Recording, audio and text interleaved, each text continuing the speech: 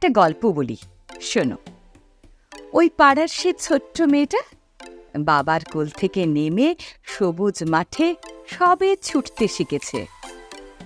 মায়ের কোলে উঠে রাতের চাঁদ দেখছে। এক বুক আশা নিয়ে মা ছড়া বলছে, আয় আয় চাঁদ মামা, টিপ দিয়ে যা, চাঁদের কপালে চাঁদ, টিপ দিয়ে যা। খুব তাড়াতাড়ি মেয়েটা বড় হতে শুরু করলো। স্কুল পাশ করলো সবার মধ্যে প্রথম হয়ে। বাবার বুকটা গর্বে ভরে গেল। দোকানে দোকানে কাপড় বেচার প্রতিটা দিনের কষ্ট এক ঝটকায় বুঝি উধাও। কোথায় কষ্ট? মেয়েটা মান রেখেছে যে। ওকে সে ছোট্টবেলায় মা যে শুনিয়েছিল, লেখাপড়া করে যে, গাড়ি ঘোড়া চড়ে সে। ও সত্যি ঠিক সেই পথে যাচ্ছে। আরো পরিশ্রম হয় হোক, ও যেন বড় হয়। সত্যি মেয়েটা বড় হওয়ার কঠিন পথটা সহজ করে নিয়েছিল নিজের প্রচেষ্টায়। ডাক্তার হতে পেরেছিল মেয়েটা। ডাক্তার, নিজের মেধায়, সৎভাবে। মাথা উঁচু করে মায়ের মুখে খুশির ডালা ভরা হাসি নিয়ে। গল্পটা কিন্তু এখানে শেষ নয়।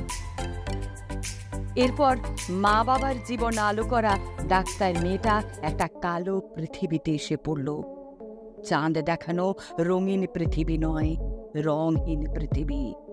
প্রতি পদে পদে মিথ্যা, প্রতি পদক্ষেপে ভয়।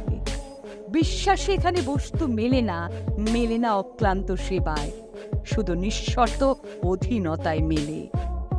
সব যেন মাথা নিচু করে মেনে নিতে হয়, না হলে হাতেহীন তোমার পাশে শূন্য মহাকাশ। তবু মেয়েটা মাথা নামায়নি। সূর্যের মতো নিজের লক্ষ্যে অটল ছিল সশব্দে। মাঝে মাঝে মাকে বলতো, আমার ভালো লাগে না। মা বলতো, একটু মানিয়ে নিতে হয় সবার সাথে। কিন্তু অন্ধকার পৃথিবীতে মরমী বন্ধু না থাকলেও মানাবার শয়তানের অভাব নেই। একটানা 36 ঘন্টা রোগীর সেবা করা রাত জাগা স্বপ্ন দেখা মেয়েটা ভাবতে পারেনি সত্যি কথা বলার অর্থ তার অতি পরিচিত রক্ষকের কাছে বিরুদ্ধাচরণ। আর তাই সুপরিকল্পিত উন্নত মেধার বৈজ্ঞানিক ষড়যন্ত্র। হ্যাঁ, চাঁদ মামারা এসেছিল নৈশ অভিযানে, দলে দলে, বারে বারে। না না, টিপ দেবার জন্য নয়, 10 আঙ্গুল দিয়ে গলা টেপার জন্য, যতক্ষণ না হৃৎপিণ্ডটা স্তব্ধ হয়ে যায়। তারপর বিবস্ত্র নিথর দেহে বিকৃত কাম উল্লাস, সারা দেহে জিঘাংসার রক্ত আলপনা।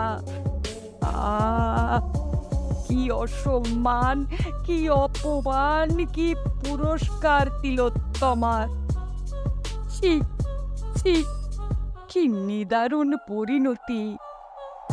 লেখাপড়া করে যে লাঞ্ছিত হয় সে, লেখাপড়া করে যে ধর্ষিত হয় সে, লেখাপড়া করে যে মৃত্যুকে ডাকে সে। মা বাবার অবলম্বন শুধু মূল্যহীন বিচার, যা বিলম্বিত হওয়ার অর্থ ন্যায় দুরাশার। তাই চুপ করে বসে থাকলে হবে না মায়েরা, শুধু চিৎকার করলেই হবে না মেয়েরা। জাগো, বুঝিয়ে দাও নারী শক্তির জোর। বুদ্ধি দিয়ে রাবণের ষড়যন্ত্র ভেঙে চুরমার করো। ন্যায় বিচার দিয়ে অর্ঘ্য দাও সেই সীতাকে। যদি সেটা পারো, তবেই আগামীর মায়েরা ভবিষ্যতে সরস্বতীদের স্বাধীনতার ছড়া শিখিও। গল্পটা বললাম শুধু শোনার জন্য নয়, জোট বাঁধার জন্য।